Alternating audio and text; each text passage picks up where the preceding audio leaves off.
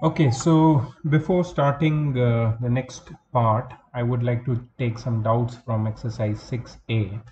And mostly students didn't ask any doubts from this particular part, but yeah, few questions are a little tricky. So let me show you question number 8 and question number 11, right? That will make it easier.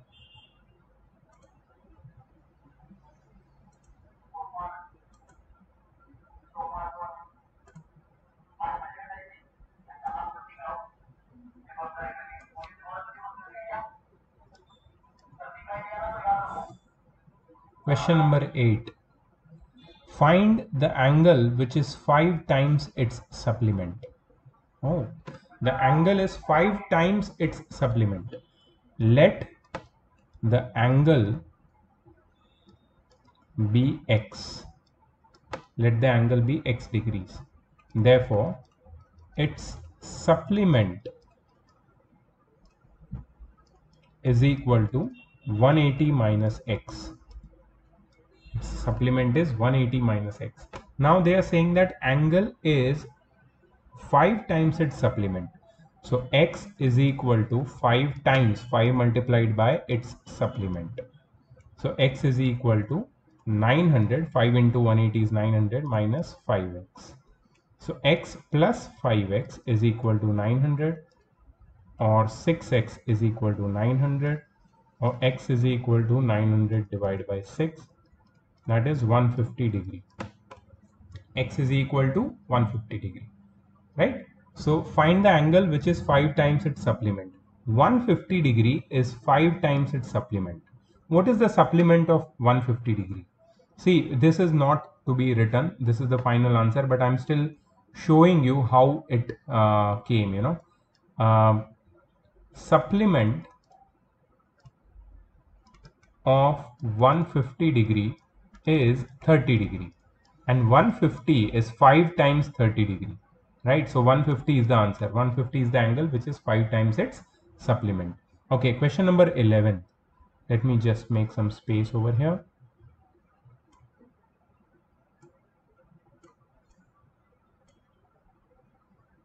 Question number 11. Find the measure of an angle if 7 times its complement is 10 degrees less than 3 times its supplement. Find the measure of an angle if 7 times its complement. Let's first take the angle to be x. Let the required angle be x degrees. Therefore, its complement will be 90 minus x. Its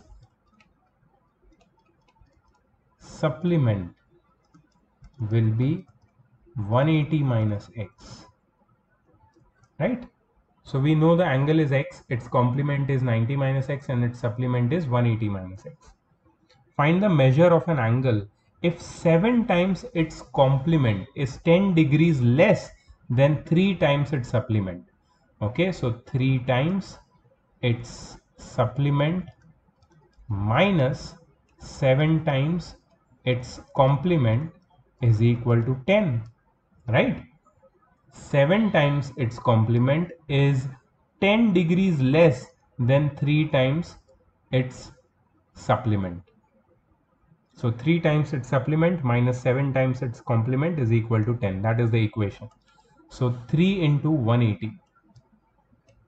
540 minus 3x minus 630 plus 7x is equal to 10.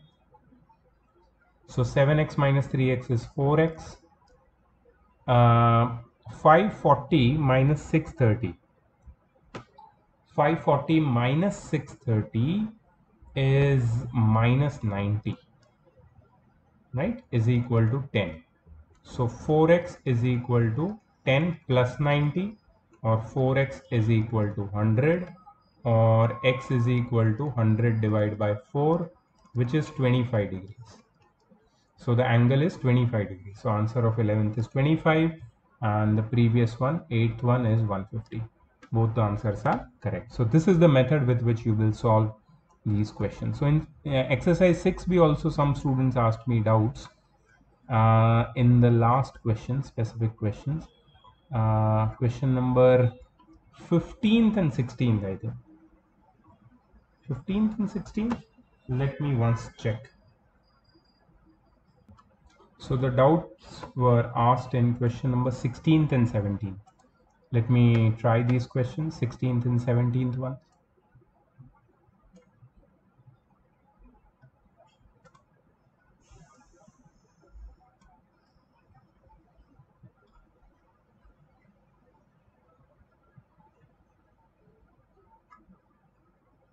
Okay, first question number 16th.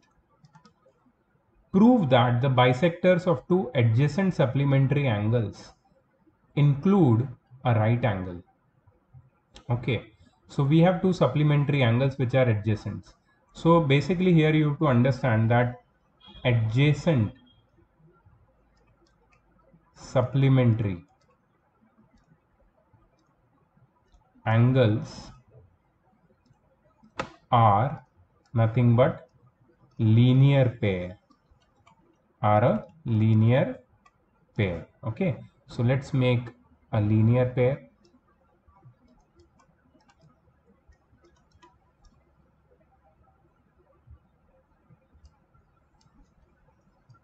Okay, so angle CDB and angle CDA are a linear pair. So bisectors of two adjacent supplementary angles. Let's draw the bisectors. So here the bisector of the bisectors of angle CDB is angle CDE and angle BDE, correct? And bisectors of angle CDB is DE, and DE bisects angle CDB into two equal parts, CDE and BDE. And the bisector of angle ADC will be drawn over here.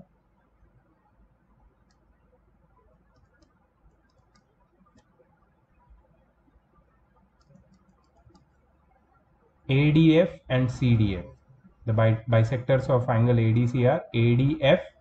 The bisector of angle ADC is DF, and DF divides angle ADC into two equal parts, ADF and CDF.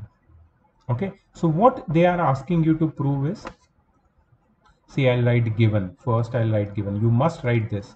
Given angle ADC and angle CDB are adjacent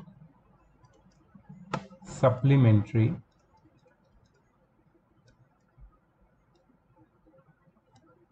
angles, that is a linear pair. ठीक है, DE bisects angle CDB and DF bisects angle ADC. DF bisects angle ADC. Therefore, DE bisects angle CDB, DF bisects angle ADC. Therefore, angle CDE, angle CDE is equal to angle BDE and angle CDF is equal to angle ADF, right? ये वाला angle CDE BDE से equal है और CDF ADF से equal है, क्योंकि DE और DF bisectors है. ठीक है, ये गिवन है, ये गिवन है. प्रूव क्या करना है? What is to be prove? To prove you have to write to prove also. So you have to prove that the bisectors of two adjacent supplementary angles include a right angle. Include a right angle means ये दो bisector के बीच में बनने वाला angle, that is angle FDE is a right angle, is a right angle 90 degree. So angle FDE is equal to 90 degree. ये तुम्हें prove करना है, this is to be prove. ये गिवन नहीं है, ये टू बी प्रूव्ड है, इसलिए मैं इसको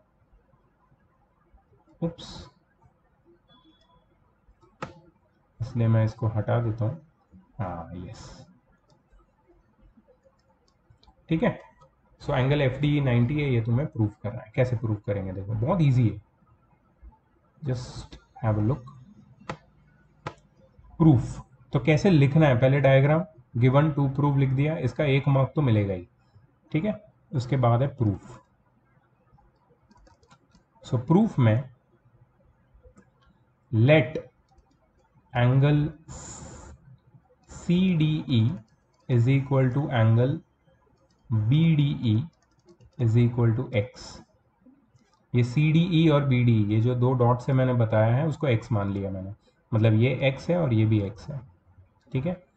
also let angle A D F is equal to angle C D F is equal to Y, मतलब मैंने इसको वाई मान लिया। ये क्रॉस दिख रहा है, ये एक्स नहीं है, ठीक है, ये क्रॉस सिंबल है, दैट एंगल्स आर इक्वल, ठीक है। अच्छा अभी देखो, angle C D E plus angle B D E plus angle A D F plus angle C D F is equal to 180 degree. ये चारों एंगल का सम 180 डिग्री होगा। क्यों? Because angles on a straight line, angles on a straight line, the sum of the angles on a straight line is always 180 degree.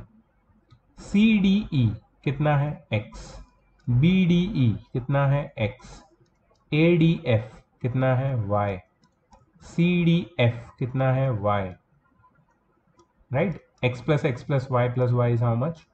180 degree. So 2x plus 2y is equal to 180 degree, and 2 bracket x plus y is equal to 180 degree, and x plus y is equal to 180 divided by 2, that is 90 degree, ठीक है। तो ये prove हो गया कि x plus y 90 है। But what is x plus y? See x is angle CDE, angle CDE is x, plus angle y क्या है? CDF is equal to 90 degree. But what is CDE plus CDF? FDE, angle, therefore angle FDE is equal to 90 degree. ये prove हो गया, यही prove करना था। See to prove that angle FD is 90, hence prove, यहाँ पे लिख दो हेंस प्रूव, और कुछ भी लिखने की जरूरत नहीं।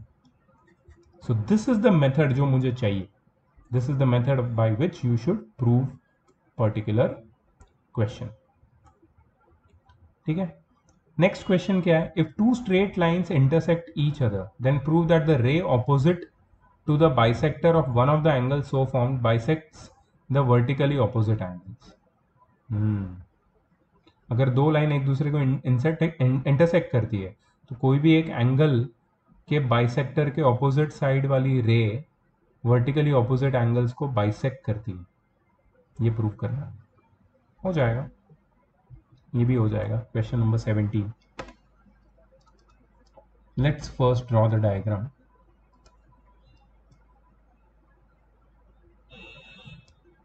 सो कुछ भी डायग्राम दिया नहीं है, we can make PQ RS, यहाँ पे हम लिखेंगे O, ठीक है। सो ये दो लाइंस है, गिवन में लिखेंगे, गिवन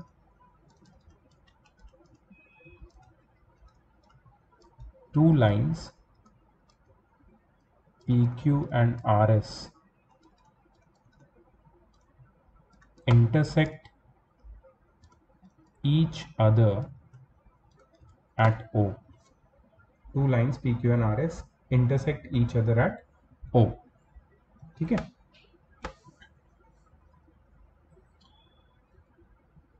अच्छा, और एक चीज दी है कि यहां से एक एंगल बाइसेक्टर बनाया है, इसको हम बोलते हैं X। OX is angle bisector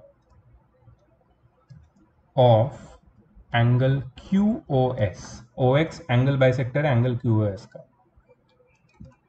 To prove a ray opposite to OX will bisect the vertically opposite angle POR. मतलब अगर OX के ऑपोजिट हमने यहाँ पे एक रे बनाई तो ये इस एंगल को भी वर्टिकली ऑपोजिट एंगल को बाइसेक्ट करेगी ये रे OY.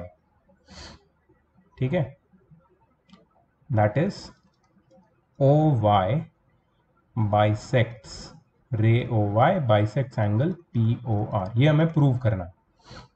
ठीक है, तो इजी है. देखो बहुत, इसमें कुछ है नहीं, बहुत इजी है. ध्यान से देखो लिखना कैसे है. देखो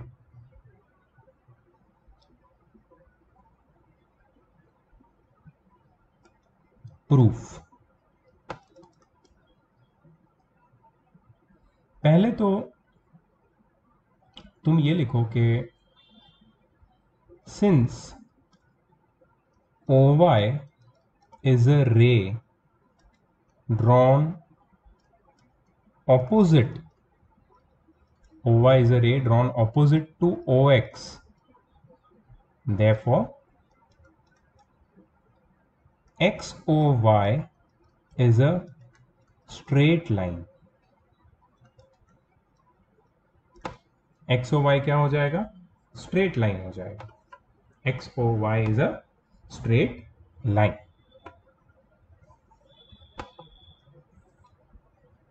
Also, angle QOX is equal to angle SOX. ये QOX और SOX ये दोनों एंगल एक दूसरे से इक्वल है. क्यों? Since OX bisects angle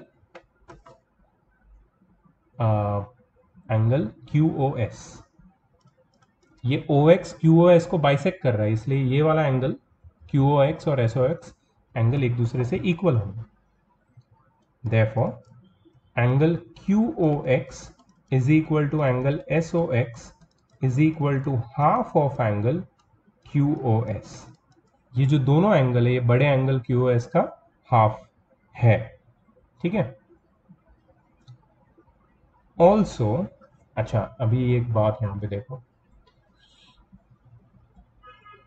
also lines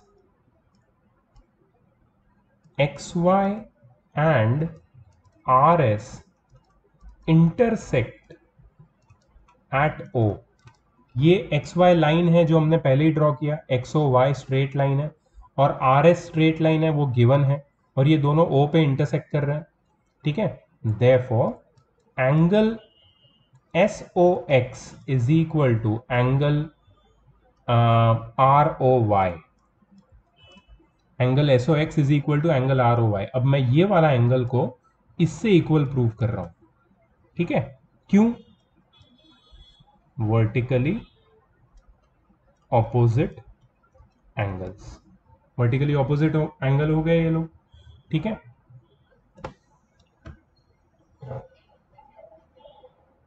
also, अच्छा देखो इसको थोड़ा सा एक्सटेंड करेंगे हम लोग. Also lines XY and PQ intersect at O. ध्यान से देखना, XY और PQ. XY ये वाली स्ट्रेट लाइन है और PQ ये वाली स्ट्रेट लाइन है, ये भी O पे इंटरसेक्ट कर रहे हैं, तो POY और QOX इक्वल होंगे. Therefore, angle QOX is equal to angle POY. Vertically opposite angles. Correct? But we know that angle SOX is equal to angle QOX given. है ना, SOX तो QOX से इक्वल है, ये देखो, ठीक है। देयरफॉर, अच्छा ये नंबर 1, ये number 2, therefore from 1 and 2, 1 and 2 से हम क्या बोल सकते हैं कि angle ROY is equal to angle POY, ठीक है। इसलिए हमें ये समझ में आया कि ROY ये वाला एंगल POY ये वाला एंगल से इक्वल है, एंड देयरफॉर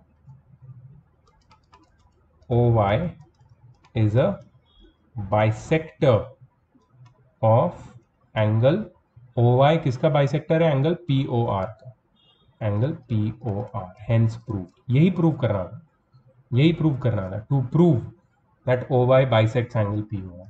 तो हमने कैसे प्रूव किया, हमने इसको इसको इक्वल प्रूव कर दिया। कैसे, ये वाला एंगल इस वाले एंगल से वर्टिकली ऑपोजिट से इक्वल प्रूव किया, ये वाला एंगल इस वाले एंगल से वर्टिकली ऑपोजिट एंगल प्रूव किया, और ये दोनों एंगल तो आपस में इक्वल थे ही, ठीक है।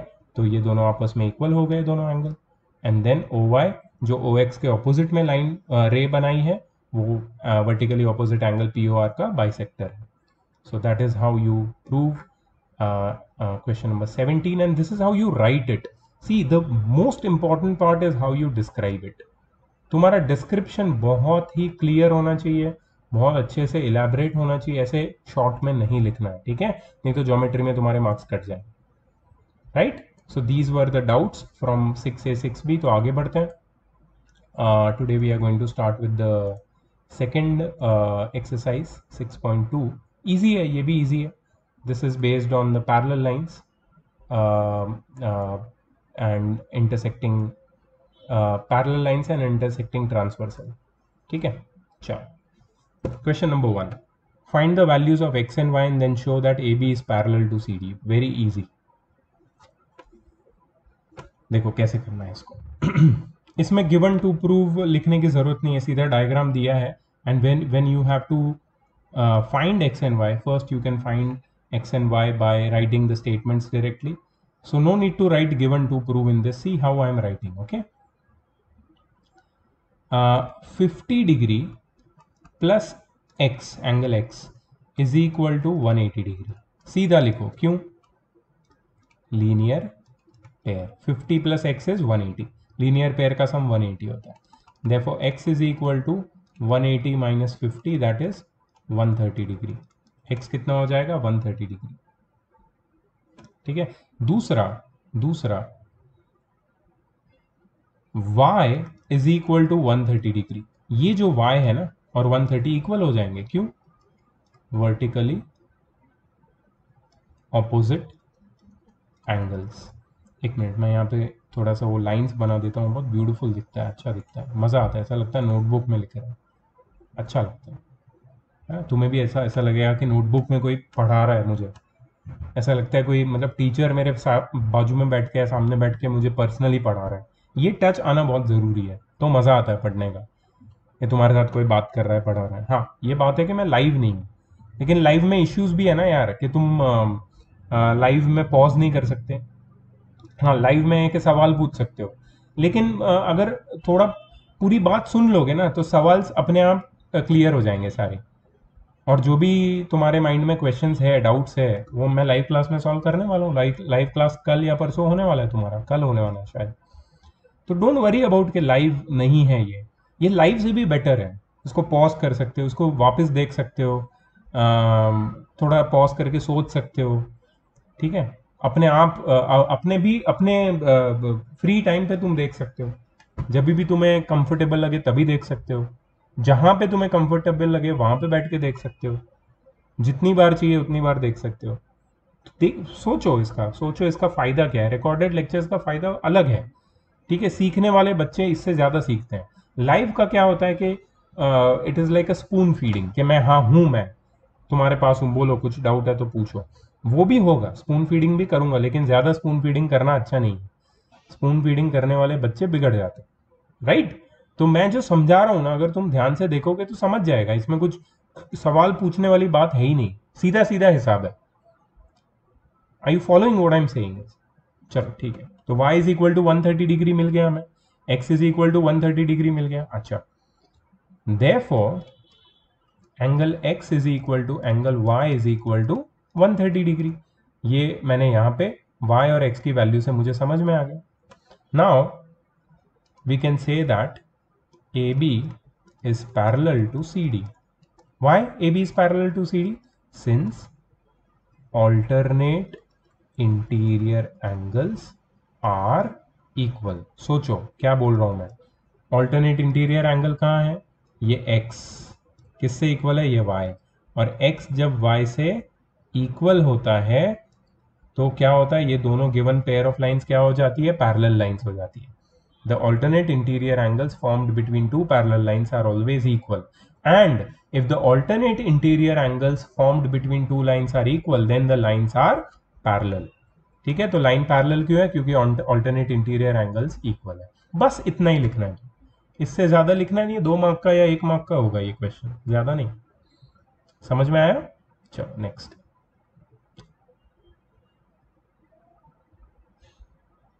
ठीक है, चलो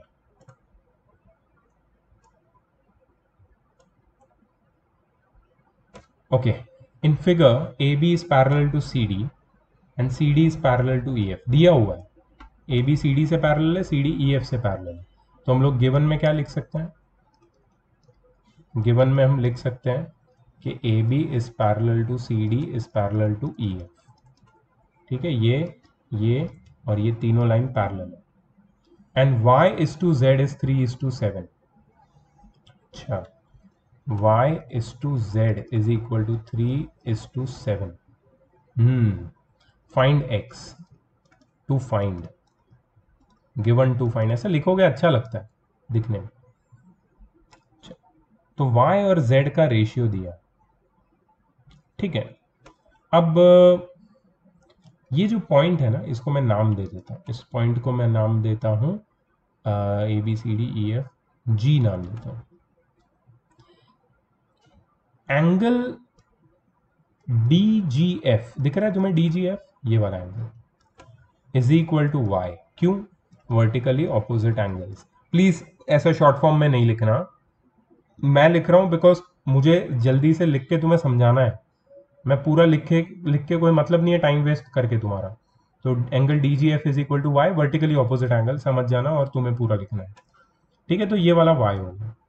ठीक है, अब y is to z is equal to 3:7। So let angle y is equal to 3a and angle z is equal to 7a। यहां पे हमने कांस्टेंट a लिया है।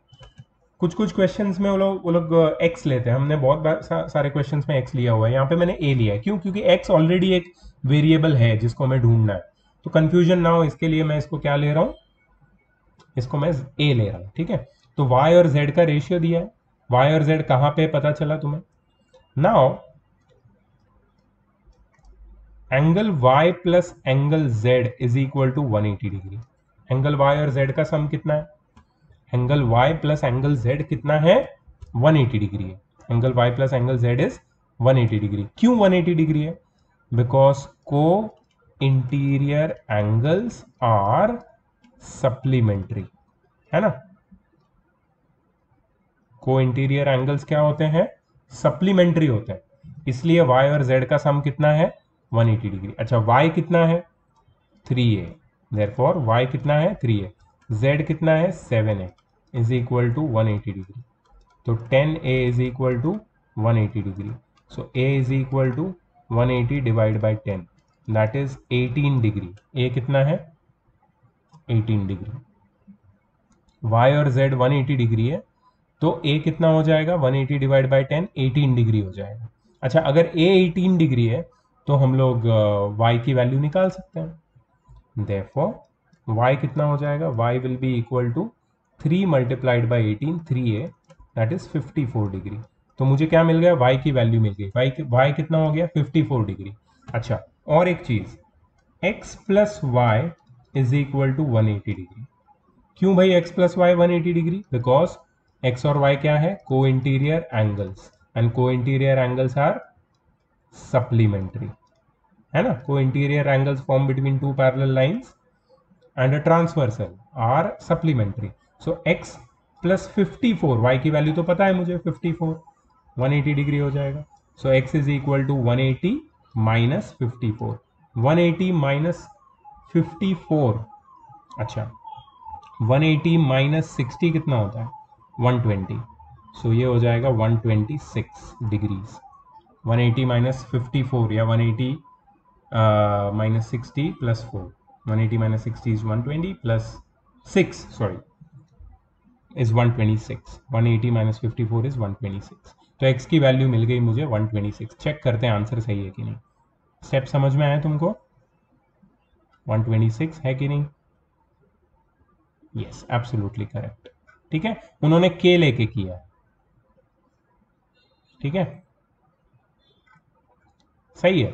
तो हमने जितने भी स्टेप्स लिखे हैं वो सारे सही लिखे हैं. इन्होंने कुछ एक्स्ट्रा स्टेप्स लिखने की कोशिश की, जैसे sum of interior angles between two parallel lines on the same side of transversal is 180. हमने क्या लिखा है?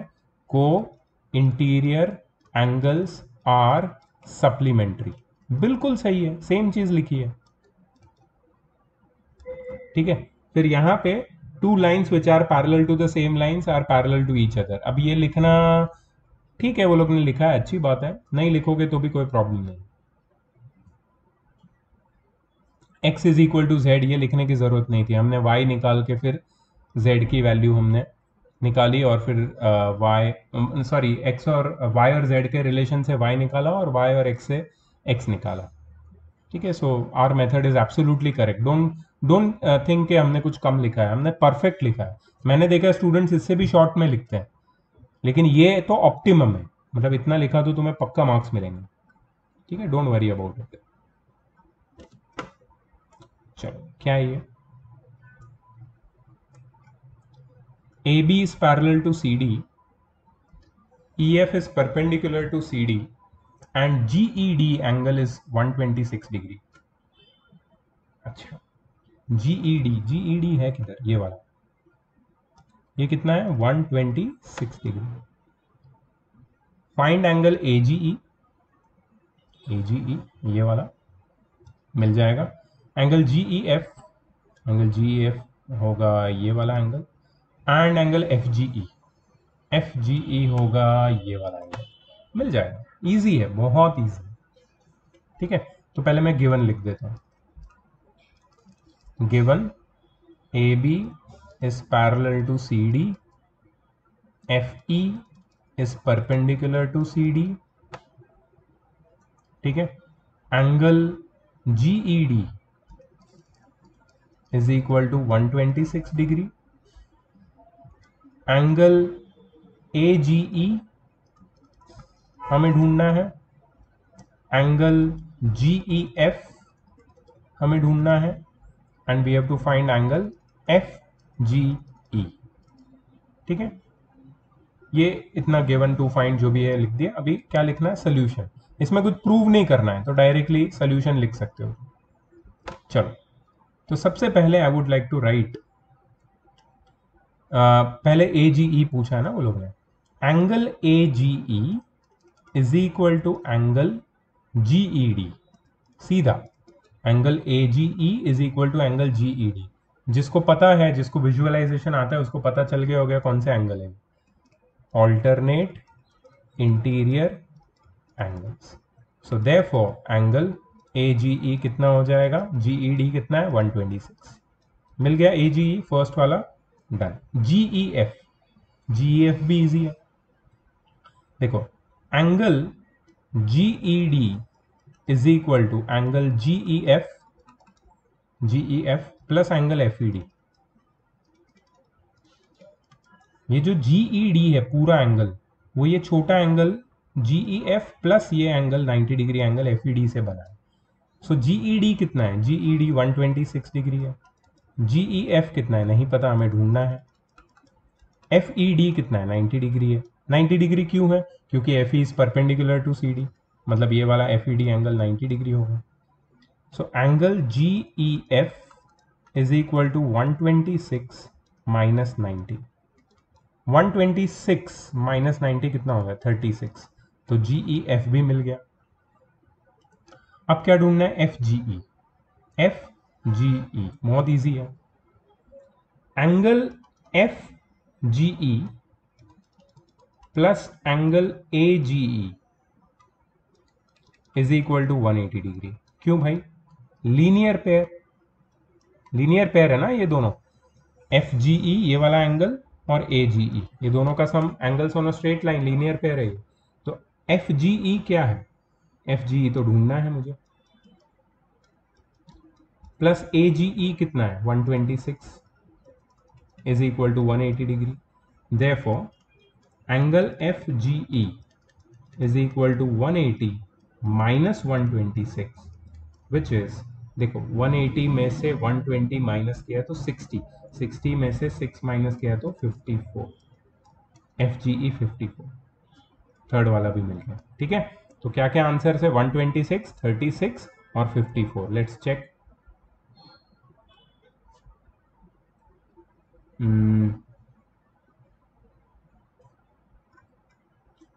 126, 36 एंड 54 करेक्ट। प्रॉपर जैसे मैंने लिखा है वैसे ही लिखा है वो लोगों ने। स्टेटमेंट्स देखो मेरे बिल्कुल सही, प्रॉपर जैसे मैंने लिखा है, कोई भी चीज़, कोई भी स्टेटमेंट मिसिंग नहीं है, प्रॉपर लिखा है। इतना ही तुम्हें लिखना है, ऐसे लिखोगे तो मार्क्स मिलेंगे, नहीं तो नहीं मिलेंगे, याद रखो। क्या है ये? In figure P Q is parallel to S T. अच्छा, ये एक लाइन नहीं है, ये पैरेलल लाइंस है। ठीक है, ये पी क्यू और S T parallel lines. And angle P Q R is 110, P Q R 110, angle R S T 130 है। ठीक है, find angle Q R S, Q R S. Given लिख देते हैं, given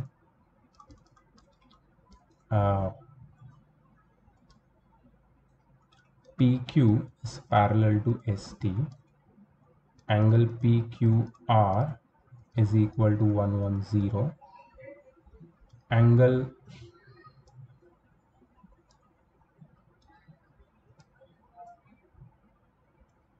RST is equal to 130 degree,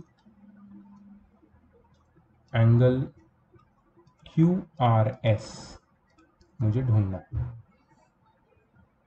ठीक है, अच्छा इसमें कंस्ट्रक्शन करना पड़ेगा, ये भी लिखना पड़ेगा तुम्हें। Wherever you have to do construction you have to mention.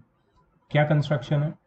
Draw a line XY parallel to PQ parallel to ST। XY एक लाइन ड्रॉ करो parallel to PQ parallel to ST through, कहां से draw करनी है? Through R। यहां से एक parallel line draw करो, ये लाइन पैरेलल होनी चाहिए। यहाँ पे x लिख दो, यहाँ पे y लिख दो। ठीक है, XY पैरेलल होनी चाहिए किससे? PQ से और ST से। ठीक है, अब इजी हो जाएगा। देखो कैसे इजी हो जाएगा मैं तुम्हें बताता हूँ। तो यहां पे मैं लिखूंगा solution, let angle QRX is equal to x and angle SRY is equal to y। ठीक है, ये वाले एंगल को x ले लिया, ये वाले एंगल को y ले लिया।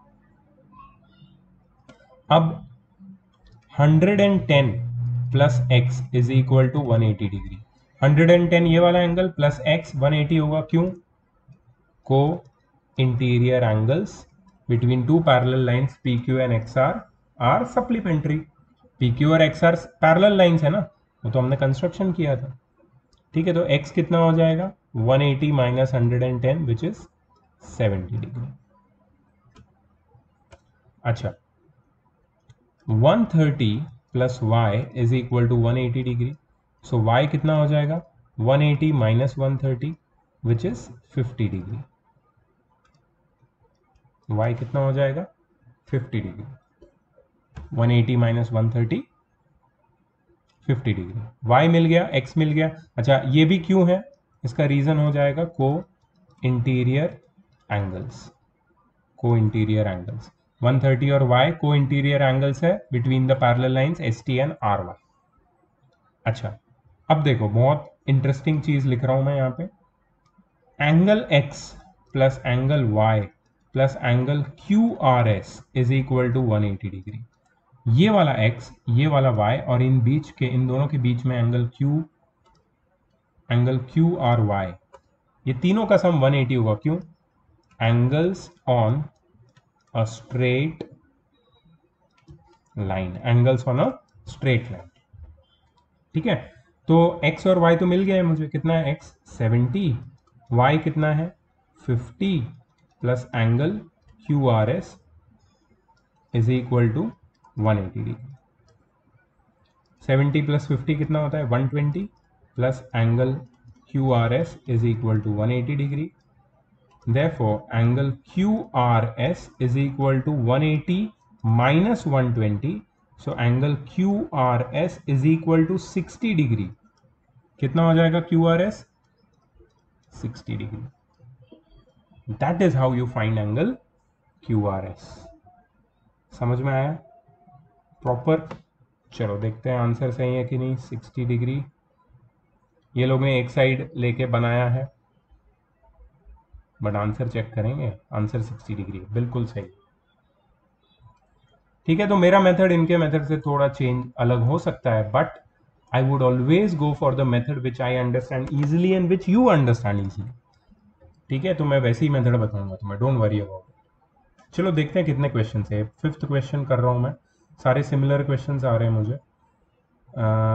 ये है 6th क्वेश्चन। अच्छा, ओके, 2 ही क्वेश्चन बचे, फिर ये खत्म हो जाएगा। एक्सरसाइज कौन सा है ये? 6.2 या 6B या 6C है शायद। 6 तुम्हारा एनसीईआरटी का एक्सरसाइज है, करेक्ट? ठीक है। In the figure A B is parallel to C D and angle A P Q is 50 degree. अच्छा, अभी इस क्वेश्चन में और इसके बाद वाले क्वेश्चन में मैं काम करूंगा।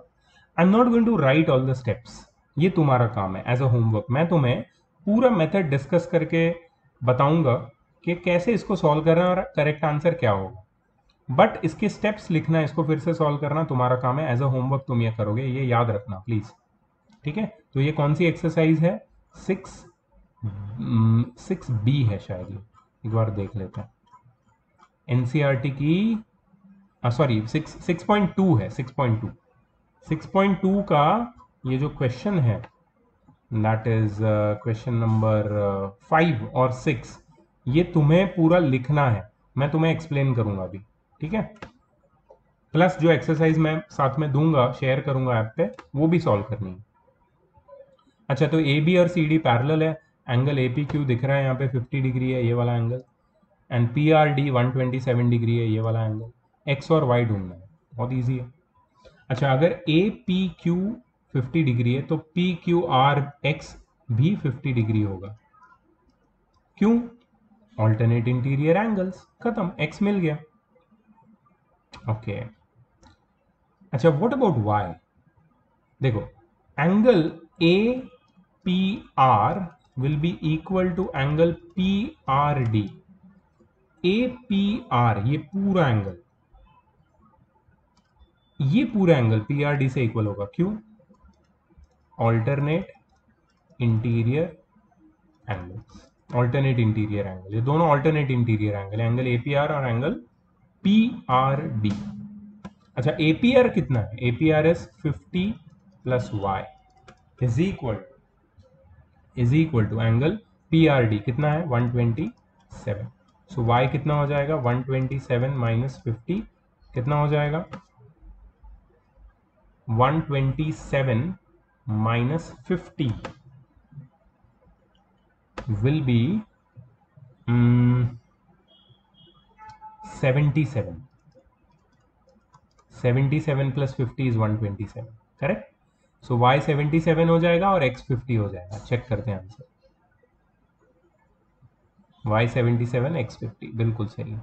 ठीक है, प्लीज अच्छे से लिख लेना इसको। अच्छा, ये नेक्स्ट क्वेश्चन देखो, इसमें फिगर दी गई है यहाँ पे, इसको मैं ऊपर ले लेता हूँ।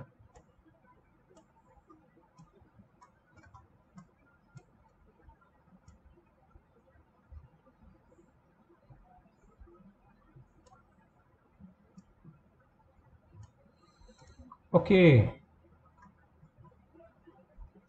PQ and RS are two mirrors placed parallel to each other. An incident ray AB strikes the mirror PQ at B. The reflected ray BC moves along the path BC and strikes the mirror RS at C and again reflects back along CD. ये जब तुम 10th class में, I think 8th class में तुमने reflection पढ़ा हुआ है, लेकिन 10th क्लास में तुम प्रॉपरली पढ़ने वाले हो। और तुम्हें प्रूव करना है कि A B is parallel to C D. ये जो ए बी रे है, ये प्रूव करना है कि सी डी से पैरेलल है। अच्छा, तो रिफ्लेक्शन में एक लॉ है, लॉ ऑफ रिफ्लेक्शन।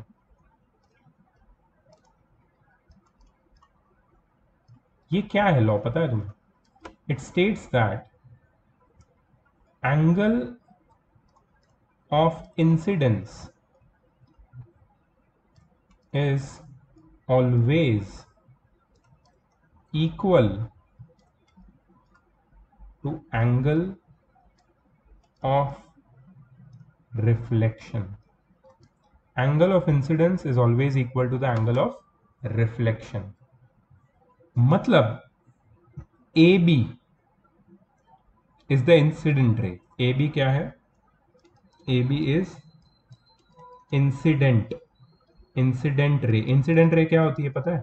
जो किसी भी मिरर को, प्लेन सरफेस को आके स्ट्राइक करती है। ये पॉइंट बी क्या है पता है? Point of incidence. अभी मैं नहीं लिख रहा हूं वो, लेकिन बताता हूं तुम्हें। Point B is point of incidence. Point of incidence पे एक इमेजिनरी लाइन ड्रॉ की है, बी एल। ये बी एल क्या है पता है? नॉर्मल। बी एल को क्या बोलते हैं? नॉर्मल। नॉर्मल एक इमेजिनरी लाइन है which is perpendicular to P Q. Imaginary perpendicular to P Q, ठीक है? ये है बी एल। अच्छा, बी सी क्या है? B C is reflected ray. B C is reflected ray. A B incident ray, B L normal, B C reflected ray. अच्छा, B सी reflect होके कहां पे जा रहा है? आर एस पे, मिरर आर एस पे, और सी पे वापस वो इंसिडेंट कर रहा है। तो वापस अगर मिरर आर एस की बात करिए तो मिरर पी क्यू की बात की मैंने, अब मैं मिरर आर एस की बात कर रहा हूं, ठीक है? मिरर आर एस पे कौन सी रे जा रही है? B C. तो ये क्या हो जाएगी वापस? इंसिडेंट रे, ठीक है? एम सी क्या है? एम सी क्या है? Normal. Imaginary perpendicular, imaginary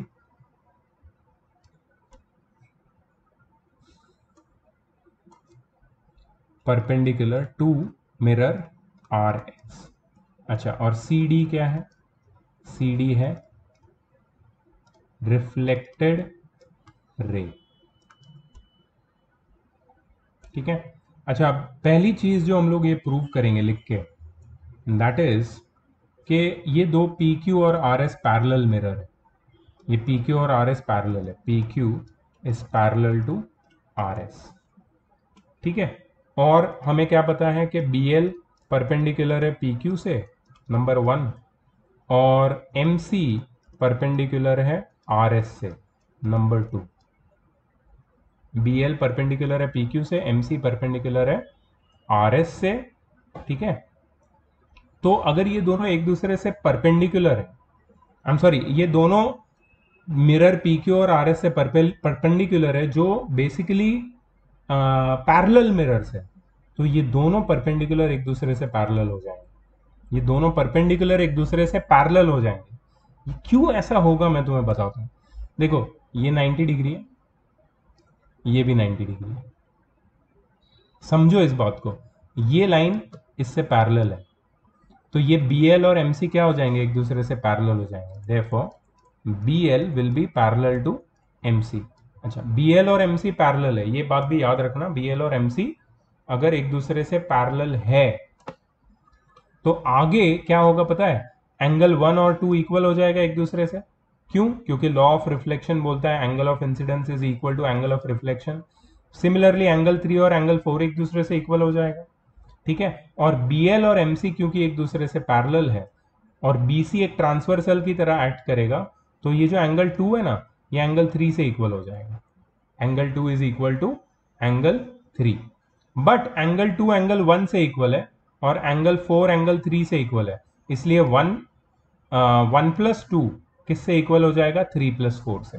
1 + 2 will be equal to 3 + 4 and angle ABC will be equal to angle BCD, and since alternate interior angles are equal, AB will be parallel to CD। ऐसे करके तुम्हें पूरा इसको समझा के लिखना पड़ेगा। देखते हैं तुम लिख पाते हो कि नहीं।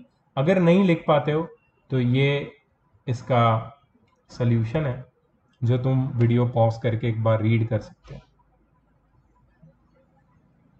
ठीक है। कर लो, पूरा रीड कर लो।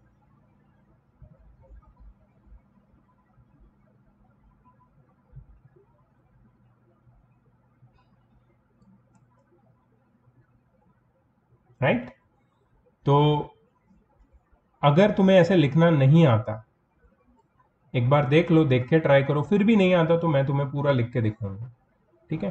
बट फॉर नाउ ये जो एक्सरसाइज है 6.2, ये मैंने पूरी तुम्हारे लिए सॉल्व की है, या हिंट्स दिए हैं मोस्ट ऑफ क्वेश्चंस के लिए, या सोल्यूशन दिखाए हैं।